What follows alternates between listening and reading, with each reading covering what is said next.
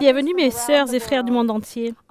Je suis l'apôtre Linda Booth et je me joins à vous en direct ce soir depuis les studios de la Communauté du Christ avec le président Steve Veazey.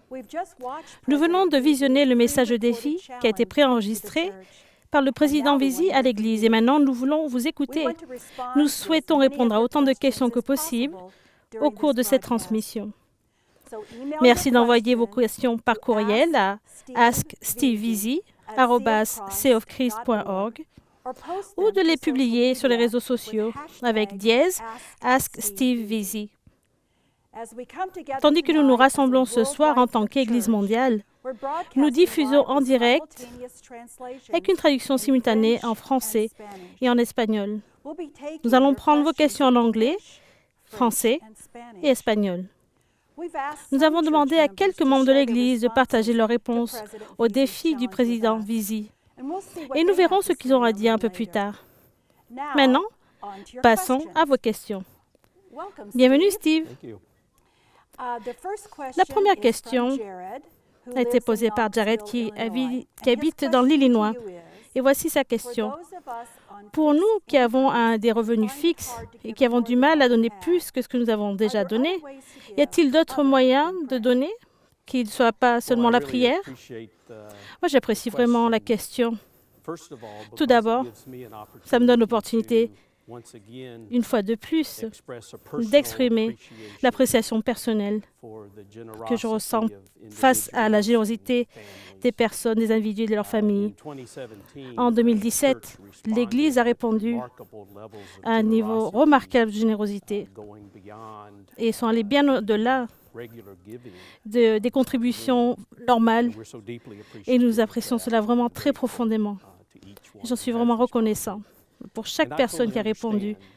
Et je comprends vraiment qu'il y a des personnes et des familles qui ont un budget très serré, un revenu fixe et qui font tout ce qu'ils peuvent. Et une fois de plus, j'apprécie vraiment profondément ces personnes qui donnent avec tellement de générosité et même avec sacrifice. Ce que je dirais, c'est que oui, il y a tellement de manières différentes que les gens peuvent utiliser pour soutenir les ministères et la mission de l'Église. Selon notre compréhension de l'intendance, il ne s'agit pas simplement des ressources financières. Il s'agit également d'une réponse de toute une vie, à tous les niveaux. En tant que disciples qui sommes engagés envers la mission du Christ et envers les priorités du royaume de Dieu sur terre, nous examinons tous les aspects de notre vie, notre temps,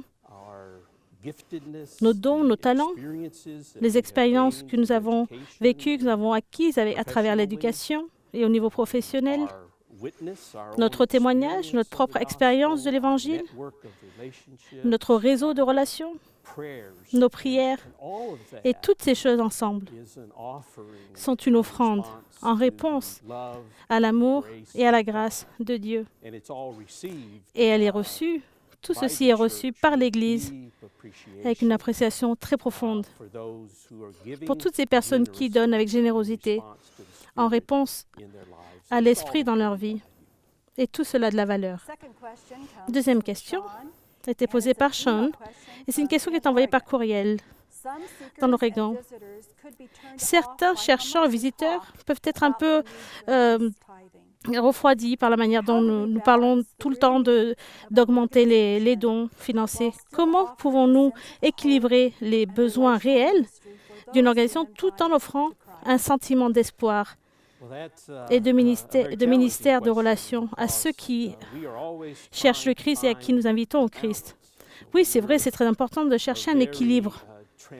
Nous sommes une Église très transparente en ce qui concerne les informations que nous partageons et les opportunités que nous partageons pour inviter les gens à donner en réponse aux priorités de la mission de l'Église. En même temps, nous sommes une Église missionnaire également Il y a beaucoup de personnes en notre sein qui sont nouveaux, qui connaissent la congrégation, la vie de la congrégation pour la première fois, et nous sommes très sensibles à cela également. Mais je crois que la clé pour répondre à cette question est de toujours avoir des conversations concernant le fait de donner, de budget, de finances, dans le cadre d'une conversation beaucoup plus générale qui commence avec notre vision pour la mission et nos priorités pour la mission.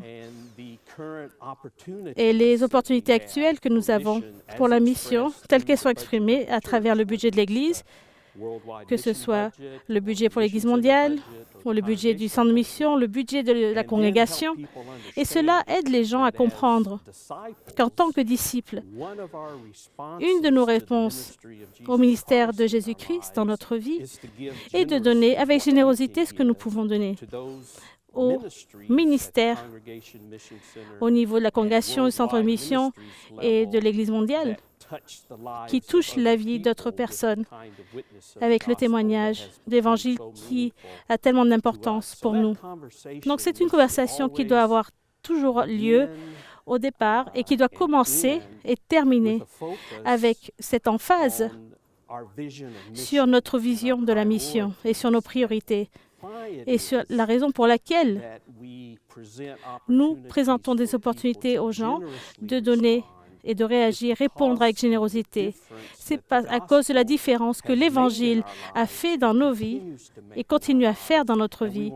Et c'est ça que nous voulons partager avec les autres. La question suivante a été posée par Steve et Cherry de Nashville, en Tennessee. Quels facteurs ont causé une augmentation de 18 millions de dollars dans la valeur estimée du projet d'harmonie? Pour répondre à cette question, tout d'abord, je voudrais que les choses soient claires.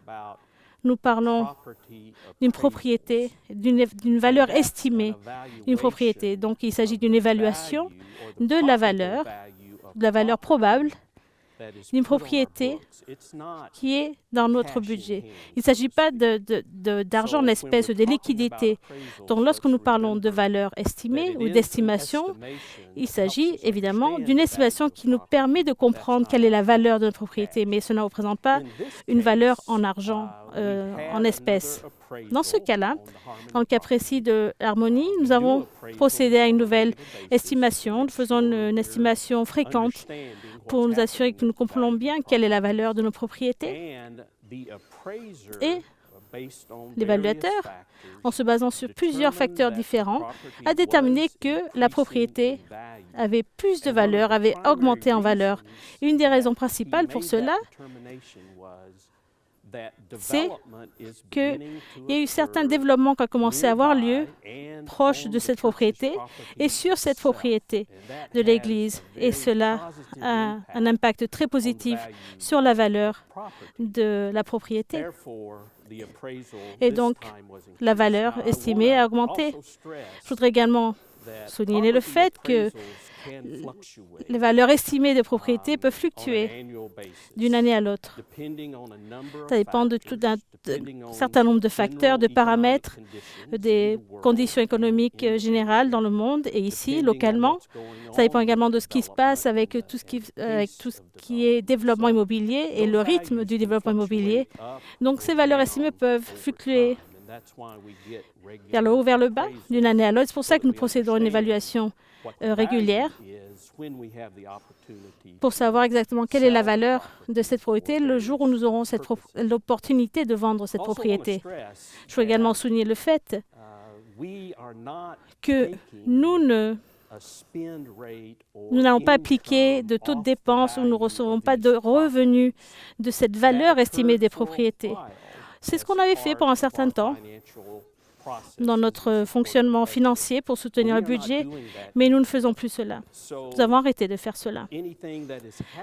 Donc, ce qui arrive avec la valeur estimée des propriétés ne contribue en aucun cas aux revenus du budget. actuellement. C'est positif, évidemment, ça nous encourage. Ça nous montre le potentiel que nous avons pour l'avenir, mais cette augmentation en valeur n'a pas été une augmentation dans les revenus de l'Église. Nous allons marquer une pause pour écouter une des réponses à ton défi. Terry Snap travaille dans un ministère de quartier de Stone Church, ici à Indépendance. Voici un récit sur sa congrégation et comment elle répond. Lorsque j'ai écouté les paroles pleines d'inspiration du président Visi, je n'ai pu m'empêcher de sentir l'espoir en moi monter. Je vois plus clairement que jamais la manière dont la vision globale de l'Église se vit dans notre congrégation de Stone Church. À travers une démonstration incroyable d'amour et de compassion vers les personnes dans le besoin dans notre quartier, notre réponse à la vision globale de l'Église nous encourageons à vivre et à incarner la vision du Christ a commencé il y a 9 ans à Stone Church. En collaboration avec beaucoup de personnes qui partagent cette vision impérieuse, Stone Church propose un ministère de compassion par le biais de repas chauds fraîchement préparés pour les personnes qui ont faim. Plus de 40 000 repas ont été servis lors de ce ministère. Notre propre potager communautaire de Stone Church fournit des produits frais chaque année pour compléter chaque repas. En plus d'être inspiré et en harmonie avec la vision de l'Église dans le monde entier, en partenariat avec l'Église mondiale, nous avons reçu une subvention de la part du Fonds de faim dans le monde qui, dès le début, nous a permis de croître et d'atteindre la stabilité financière pour ce ministère de sensibilisation de Stone Church. Dans une belle réalisation de la vision de l'Église, chaque semaine, en moyenne, plus de 200 adultes et enfants viennent maintenant à Stone Church pour une expérience de service plein d'amour, qui est bien plus qu'un simple repas. C'est plus que de la nourriture, cependant, qui est servie. L'espoir est également servi avec chaque repas, chaque semaine.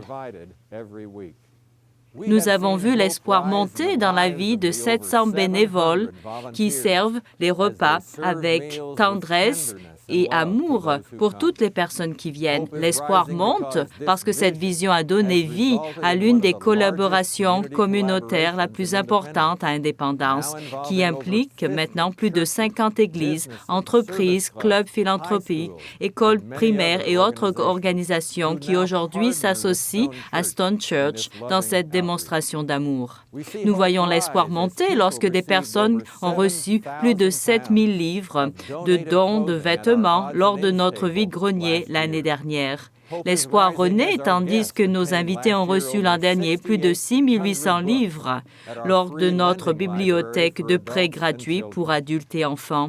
Nous voyons l'espoir devenir une réalité lorsque 26 aumôniers œcuméniques bénévoles en binôme chaque semaine offrent une écoute pleine d'amour et un soutien dans la prière, tandis qu'ils rencontrent une personne à la fois, entendant les circonstances et les besoins dans sa vie. L'espoir se réalise dans la rotation de 17 organismes de services sociaux différents qui viennent sur place pour aider les gens à se connecter à d'autres services qui contribuent à consolider leur vie. Des centaines de sacs de bénédictions offerts, remplis de choses essentielles pour la vie, apportent l'espoir et mettent des sourires sur les visages des personnes qui les reçoivent. L'espoir monte dans la vie de nos invités lorsqu'ils lisent les paroles de bénédiction sur le mur, qui chaque semaine affirment leurs valeurs et leur dignité à travers des déclarations brèves et claires de vérité pleine d'amour. Plus que tout, l'espoir se voit sur le visage des parents, de grands-parents et d'enfants lorsqu'ils expriment leur gratitude profonde pour cette expérience hebdomadaire d'accueil généreux et d'acceptation pleine d'amour. La vision globale de l'Église prend vie à travers ce ministère de Stone Church d'amour et de compassion qui fait que l'espoir monte dans la vie de toutes les personnes qui viennent et de toutes celles qui servent. Nous sommes très reconnaissants pour la vision mondiale de l'Église qui nous appelle à faire de la mission du Christ notre mission. En effet, c'est une joie pour notre vie de le faire. Steve, nous avons reçu de nombreuses questions par Twitter et par courriel concernant l'espoir, et de Brittany de l'Utah et de Linda de l'Ontario. Donc, je vais te poser une de ces questions. Elles sont très similaires. Quelles sont les choses récentes qui ont eu lieu dans la communauté de l'Église et qui t'ont donné de l'espoir? Moi, j'ai le privilège de voyager partout dans l'Église. Et vraiment, c'est un avantage très grand pour pouvoir vraiment vivre, connaître la vie de l'Église dans de nombreuses congrégations, dans de nombreux pays du monde. Et au cours de mes voyages et au cours de mes observations, lorsque je vois les gens qui sont impliqués dans la vie de l'Église, j'entends un message constant, un message d'espoir qui est le cœur de l'Évangile, un message concernant les priorités de l'Église qui sont très importantes pour moi et qui parlent beaucoup de représenter toutes les dimensions de la vie et du ministère de Jésus-Christ, et des personnes qui sont très créatives dans leur manière de se connecter, de connecter l'Église avec la communauté générale, en particulier à des époques où il y a beaucoup de questions concernant la viabilité de la religion institutionnelle et des églises, et la créativité que je vois au niveau des congrégations est vraiment remarquable. Et ça me donne particulièrement de l'espoir lorsque je suis avec nos enfants. Comme je suis un grand-père, je suis particulièrement sensible à cette tranche d'âge, mais ce que je vois, c'est que je vois la prochaine génération qui accepte pleinement et qui représente le mieux ce qu'est la communauté du Christ et qui incorpore dans leur propre vie et qui veulent être, et qui désirent être baptisés, confirmés, ils veulent être impliqués dans les clubs de la paix pour les enfants, ils veulent être actifs dans la communauté et dans le service pour la communauté. Donc c'est vraiment remarquable de voir cette génération, ces générations qui incarnent l'Évangile à leur propre manière. Et ce sont nos dirigeants qui sont en notre sein, qui nous aident à voir le mieux, le meilleur de l'Église et les opportunités que nous ne voyons pas forcément nous qui sommes d'autres générations. Et ça, vraiment, ça me donne de l'espoir. Nous avons également reçu plusieurs questions concernant le sujet suivant. Emma de New Jersey a posé sa question sur Twitter. Elle dit, je suis complètement d'accord qu'une des plus grandes forces de la communauté du Christ est notre connexion globale véritable. La manière dont nous utilisons de nouveaux médias, de nouvelles technologies pour connecter cette communauté globale avec notre présence globale en ligne, avec nos nouvelles générations. Et comment pouvons-nous mobiliser les générations plus jeunes qui vivent en ligne et connectées pour pouvoir être la force motrice de ce ministère en ligne. Évidemment, et c'est important de nous rapprocher des personnes qui sont très à l'aise avec ce monde virtuel, en ligne, pour nous montrer comment être efficace, le plus efficace possible, et pour nous enseigner sur ces outils modernes. Je crois que nous sommes en train de faire cela d'ailleurs, à de nombreux endroits. Je sais que nous faisons cela lors des conversations que nous avons lors de nos conseils de direction. Nous sommes très ouverts à de nouvelles idées. La seule chose qui nous limite, et ce n'est pas nouveau, c'est évidemment de trouver les moyens, de trouver les ressources dans le budget pour acquérir et appliquer ces technologies qui sont disponibles. Mais je crois que si les gens sont pleinement conscients de ce que nous voulons faire, ils verront que nous utilisons un grand nombre de plateformes en ligne et virtuelles.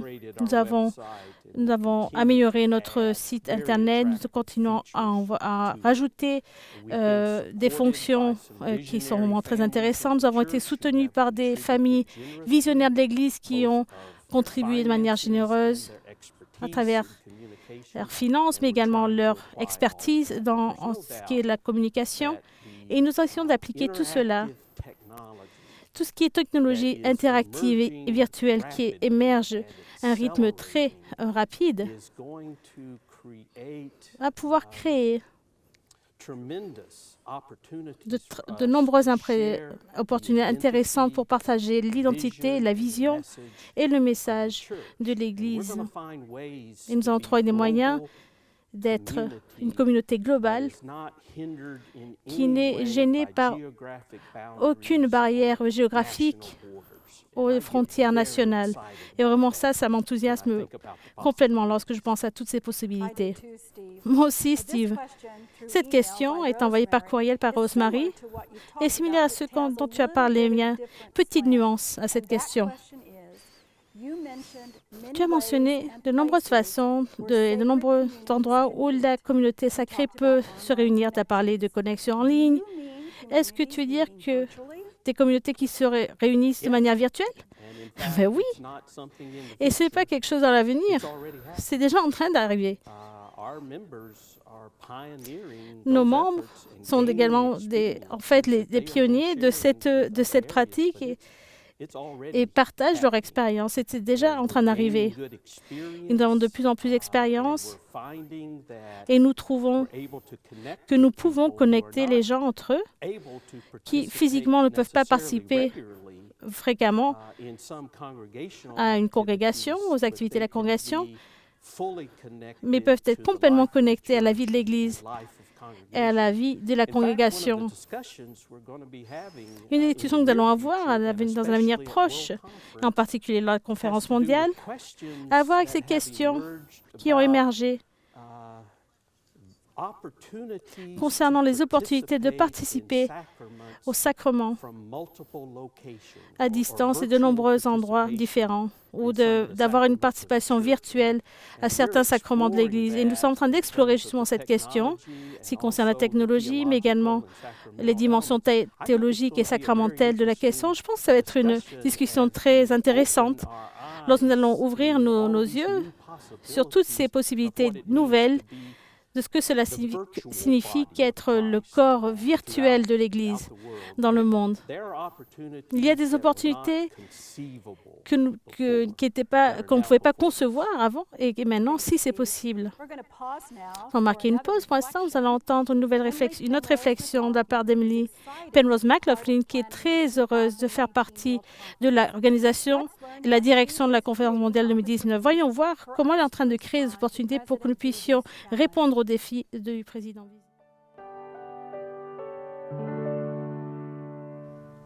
Salut, c'est Émilie et mon espoir monte en entendant et en répondant au message du président Visi. Je sers comme coordinatrice au ministère Sans frontières et co-directrice de la conférence mondiale 2019. Alors, naturellement, le message du président Visi m'a donné de l'énergie de penser à la prochaine conférence mondiale comme l'une des façons dont nous éprouvons les bénédictions de la communauté mondiale.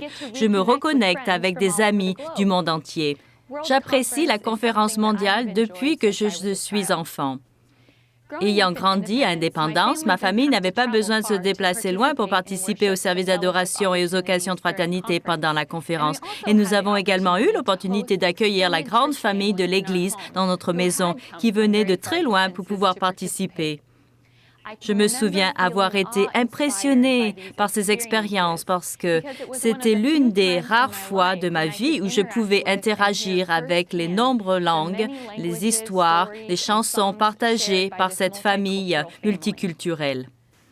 L'année de l'inauguration du temple, ma famille accueillait des femmes de Polynésie française et j'ai gravé dans ma mémoire leur image ainsi que celle d'autres frères et sœurs du monde entier rassemblés dehors dans le froid pour assister au début symbolique vers l'accomplissement d'une vision, pas seulement pour construire un bâtiment, mais pour incarner les desseins du temple dans nos vies quotidiennes.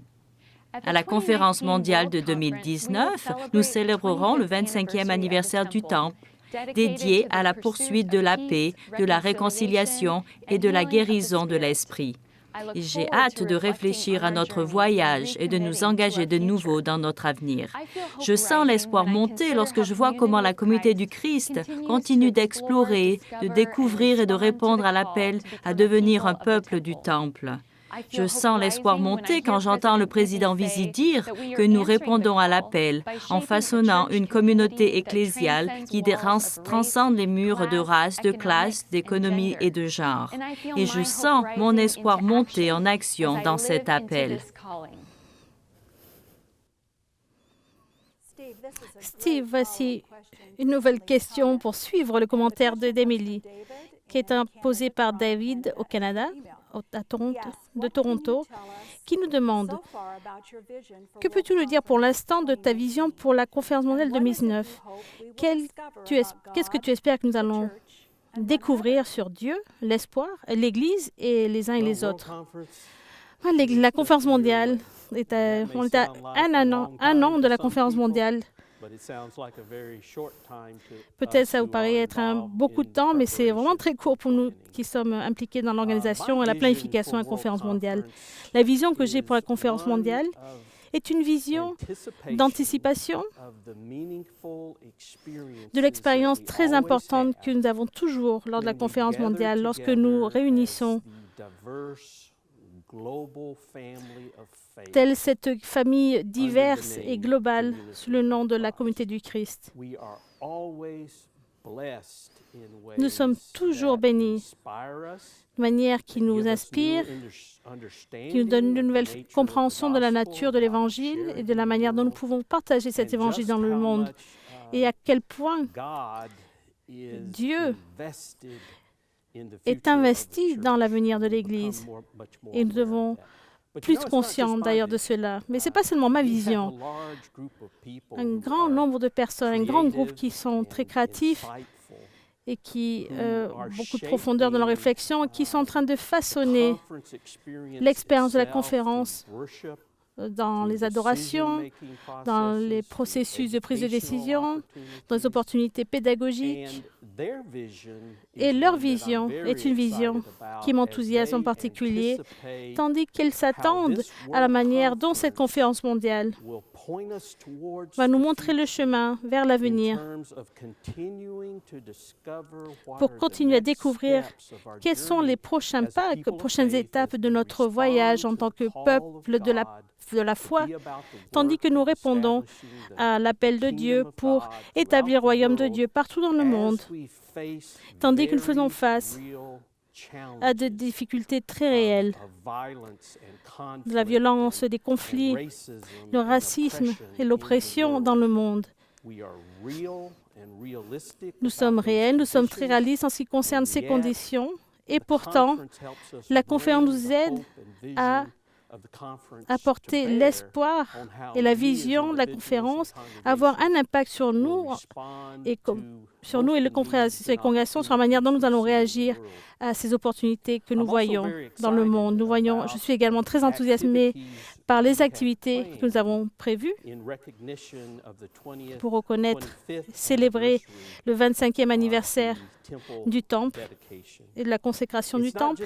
Il ne s'agit pas simplement d'un voyage vers l'arrière, d'un kaléidoscope concernant la construction du Temple. Ça va se concentrer particulièrement sur une expérience qui va vous ouvrir les yeux concernant la manière dont le Temple nous a façonnés, de manière dont on n'était vraiment pas conscient, et dont la vision du Temple et des ministères du Temple et des symboles, le symbolisme du Temple continue à nous former en tant que communauté de foi, tandis que nous allons vers l'avenir.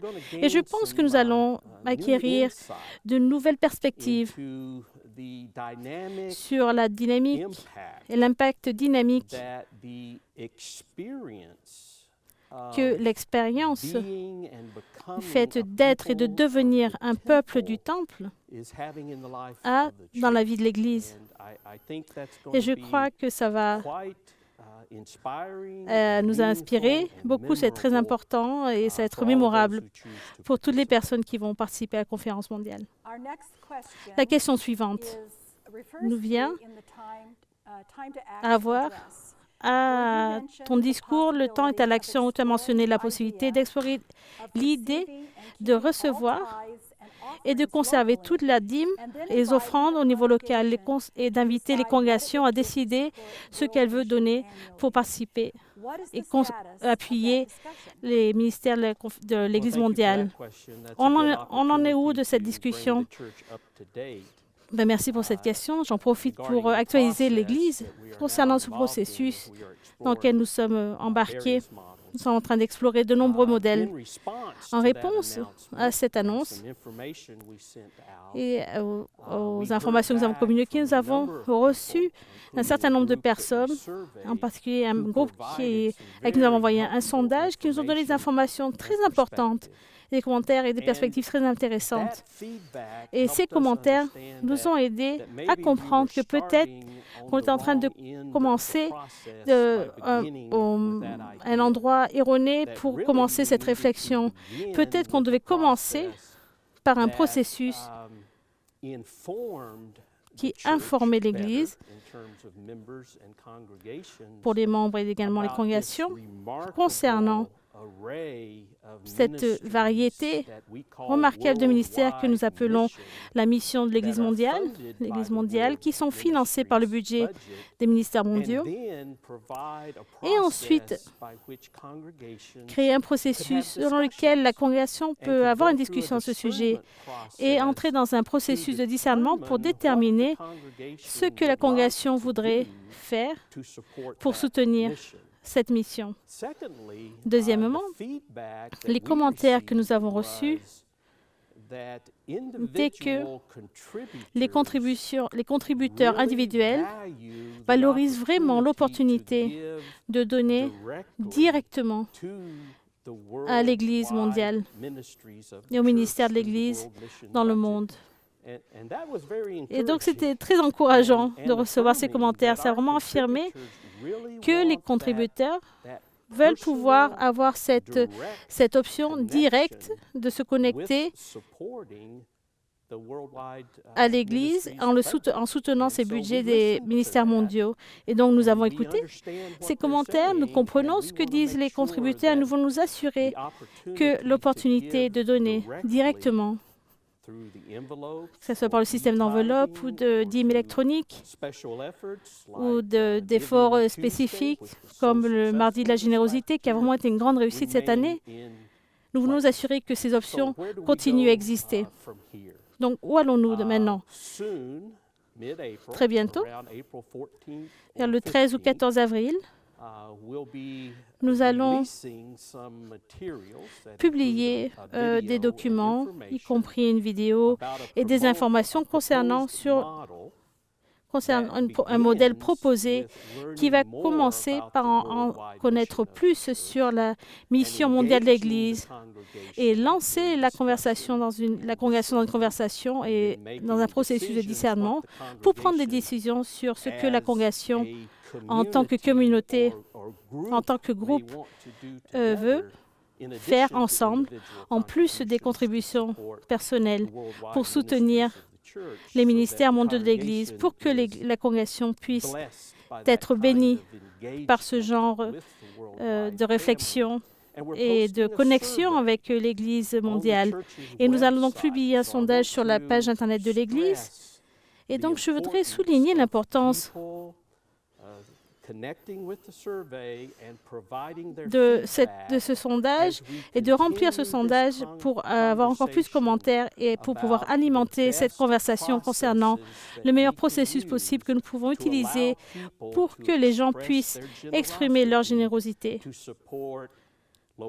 et soutenir les congrégations locales, les centres de mission, et pour soutenir également la mission mondiale de l'Église. Une fois de plus, je voudrais souligner qu'il s'agit d'une seule Église. Et nous devons pouvoir comprendre que tout cela fait partie de la communauté du Christ et de l'expérience de la communauté du Christ en tant que communauté de foi unique qui s'exprime et qui exprime sa mission de manière multiple au niveau local et mondial. Et c'est de ça qu'il s'agit. Maintenant, nous allons voir une réaction vidéo de Jared Monson, qui est à Chattanooga, dans le Tennessee, Et ce ministère touche de nombreuses personnes qui ont peu d'espoir. Et voici comment cette communauté sacrée apporte l'espoir et la transformation.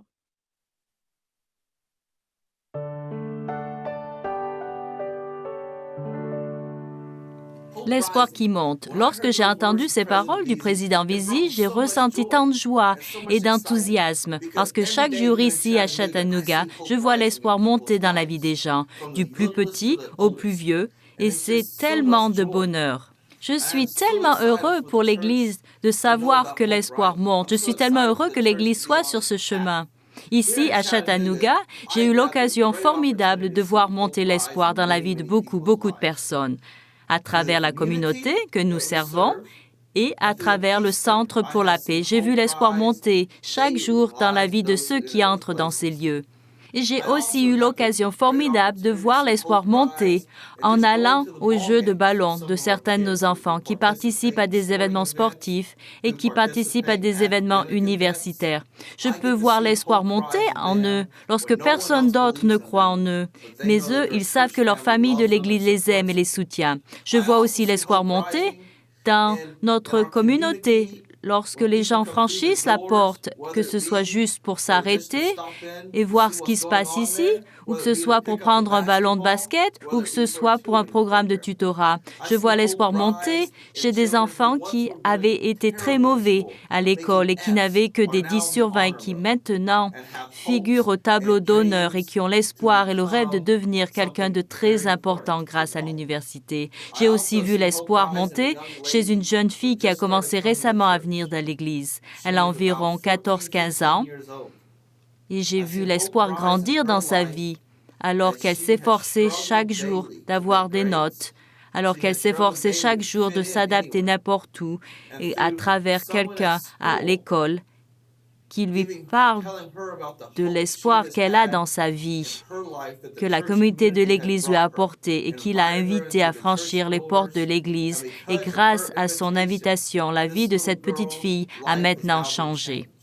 Autrefois, petite fille qui avait peur de sortir de chez elle à cause de la violence. Autrefois, petite fille qui avait peur à cause du passé qui l'a hantée, à cause de ce que les membres de sa famille lui ont fait.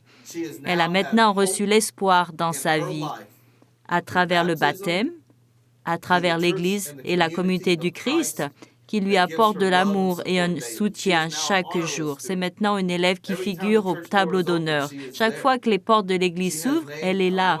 Elle a changé toute sa vie à 100%. Elle est heureuse, elle sourit.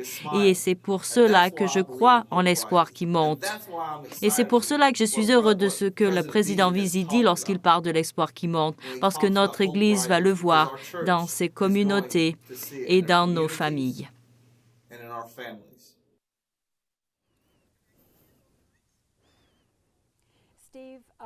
Steve Roos nous envoyait par courriel une question. Certains d'entre nous voulaient des instructions concernant sur le fait d'engendrer des communautés de disciples. Est-ce que ce genre de communauté existe vraiment?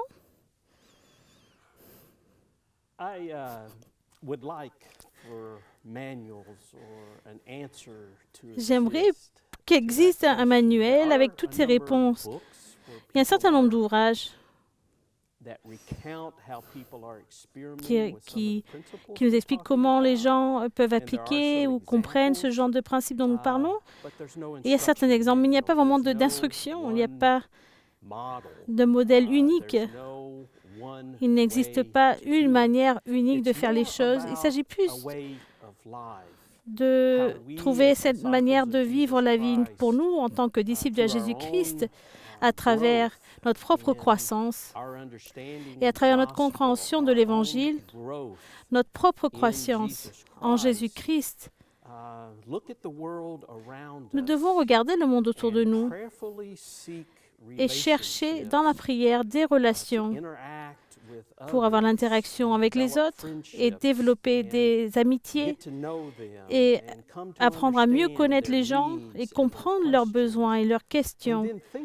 Et ensuite, penser à la manière dont nous pouvons commencer à façonner des communautés là où nous nous trouvons. Et comment nous pouvons commencer à attirer les gens, à réunir les gens de manière à ce qu'ils puissent s'écouter les uns les autres, parler avec franchise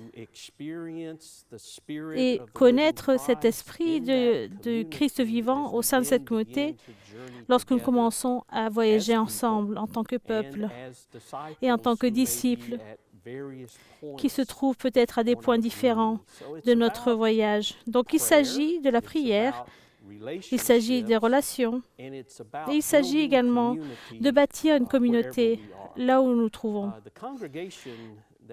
La congrégation à laquelle, là où je suis allée ce matin, j'ai entendu un témoignage très intéressant de la part d'un membre de la prêtrise qui travaille dans un magasin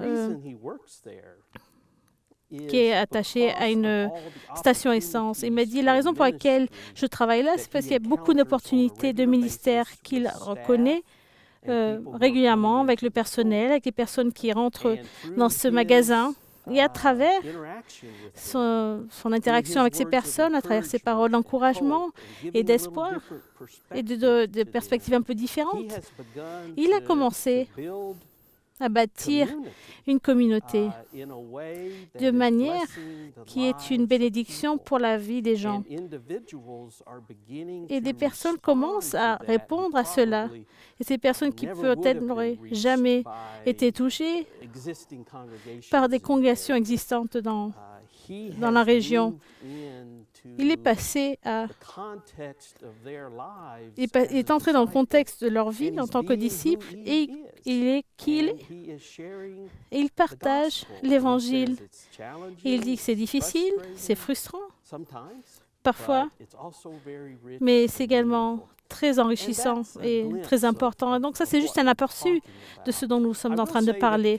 Je dirais que le Conseil des 12 est très actif et engagé dans des conversations sur la manière dont nous pouvons apporter, donner des informations, des exemples et des guides pour établir des processus et des pratiques qui vont aider les gens à mieux s'engager dans ce genre de ministère et d'actions et d'œuvres missionnaires qui, nous pensons, sont particulièrement appropriées pour la région là où nous et l'époque où nous vivons. Et nous avons hâte de voir ce que va offrir le Conseil des 12 en ce qui concerne la direction et toutes les informations à cet égard. Nous allons marquer notre pause. Nous allons écouter la réflexion de Amy Cartwright, qui va nous parler de son voyage de disciple de la communauté du Christ et sa rencontre avec des cherchants des derniers jours. Et voici comment elle répond.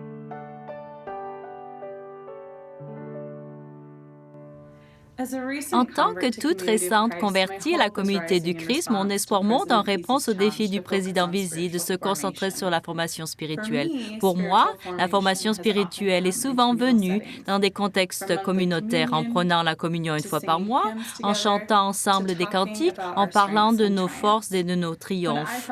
Quand je me suis retrouvée à rechercher une nouvelle communauté et un foyer spirituel, j'ai été attirée par la communauté du Christ en raison de sa focalisation sur la paix et le ministère de compassion. Je me suis souvent retrouvée comme bénéficiaire de cette forme de ministère, alors que les membres de ma congrégation locale et au-delà ont pris le temps de répondre à mes questions et d'écouter l'histoire de mon cheminement avec le Christ et de joindre la communauté du Christ était encore un autre chapitre.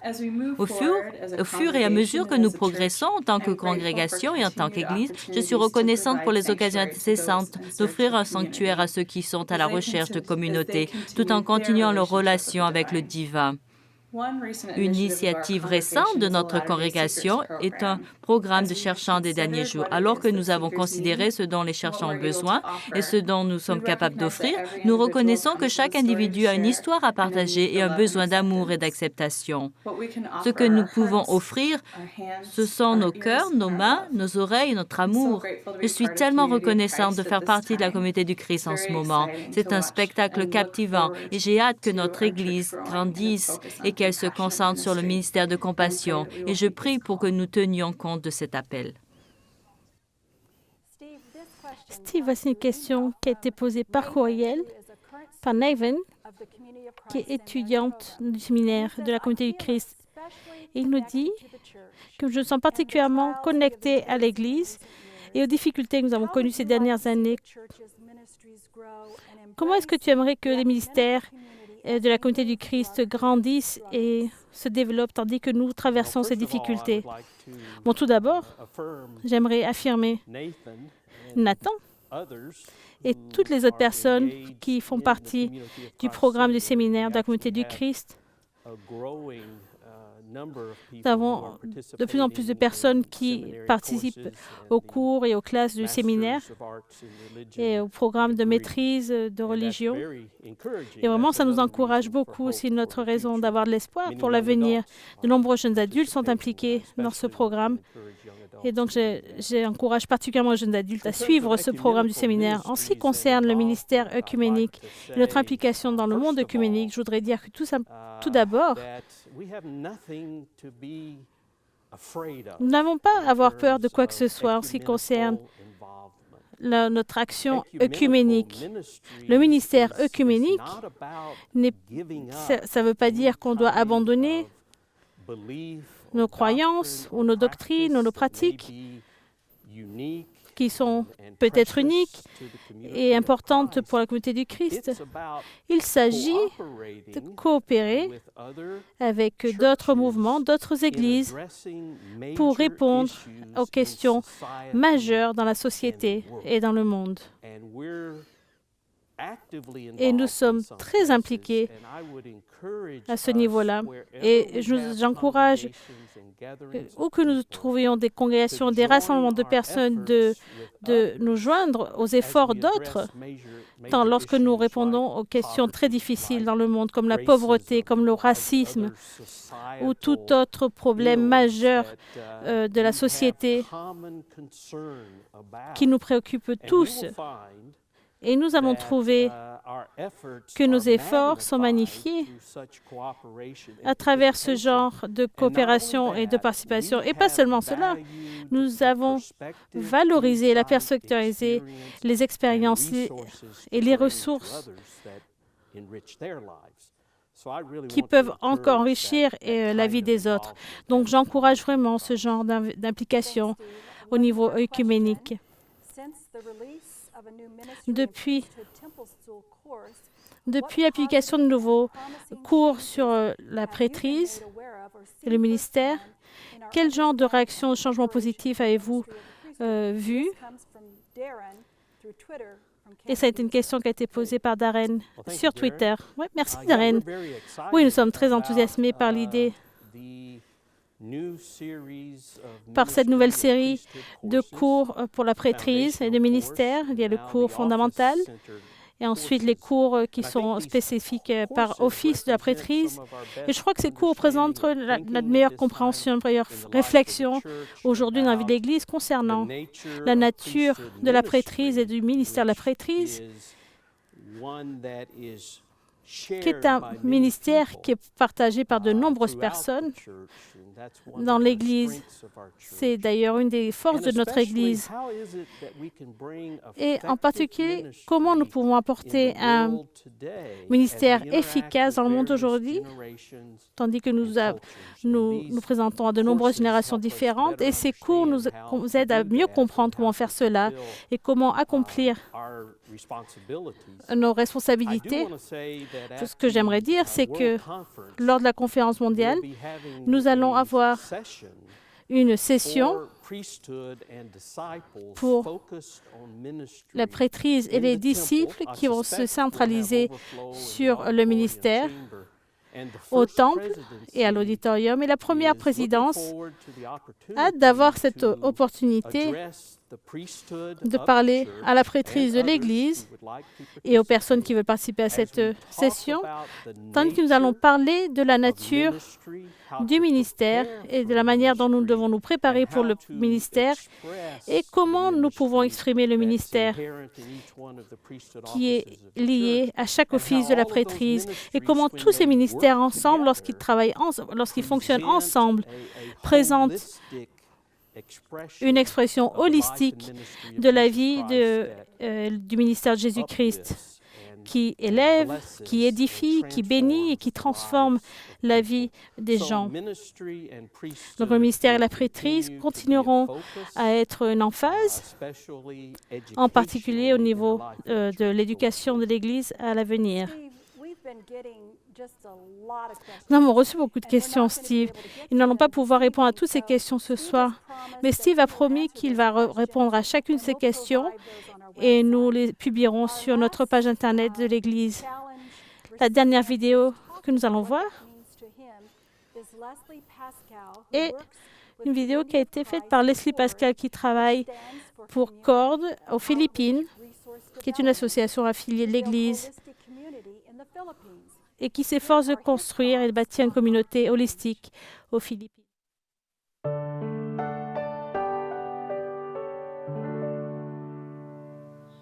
L'espoir qui monte. Mon espoir monte lorsque j'entends et j'affirme comment la communauté du Christ continue à découvrir et trouver des façons de faire face à chaque défi alors que nous croissons dans le monde entier. En tant que chef d'équipe dans le ministère de Compassion, sur les initiatives de mission de notre Église pour abolir la pauvreté, faire cesser les souffrances inutiles et poursuivre la paix, j'ai observé comment les gens de différentes dénominations, familles et minorités culturelles surmontent les conflits et les malentendus quand ils traitent des questions de pauvreté, de systèmes politiques, de conflits culturels et tribaux, et également d'autres causes de relations fragiles.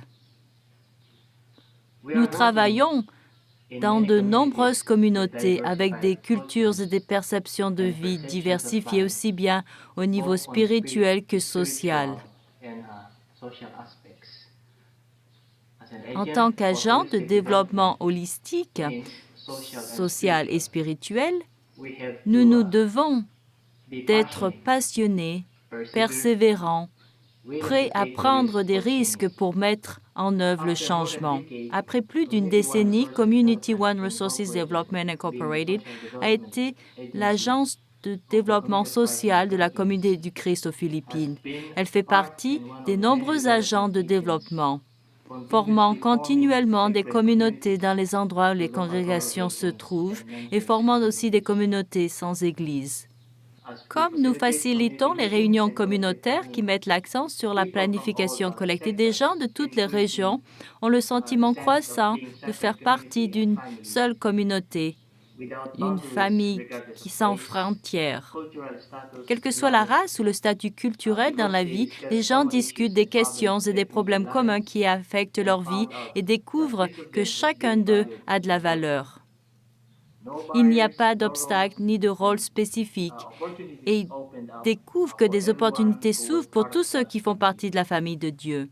D'une manière spéciale, ils découvrent que nous sommes tous égaux. Selon Paul, le Christ a prêché qu'il ne devrait pas exister de conflit entre les Juifs et les gentils et que dans le Christ, il n'y a ni homme ni femme. Nous voyons alors la radicalité du christianisme qui va à l'encontre du racisme ou du sexisme, qui souligne qu'il y a une seule famille et que chaque membre dispose d'une fonction, que chacun a sa propre identité, mais tous sont vêtus par l'amour de Dieu. Enfin, au nom de la direction de Community One Resources Development aux Philippines, et au nom de l'Église philippine, je tiens à exprimer notre gratitude aux membres du monde entier pour leur soutien à la mission mondiale de l'Église et surtout aux Philippines. Nous avons apporté un énorme changement dans la vie de nombreuses personnes et nous continuerons à explorer de nouvelles façons de nous élargir. Continuons à penser bibliquement et continuons à prier.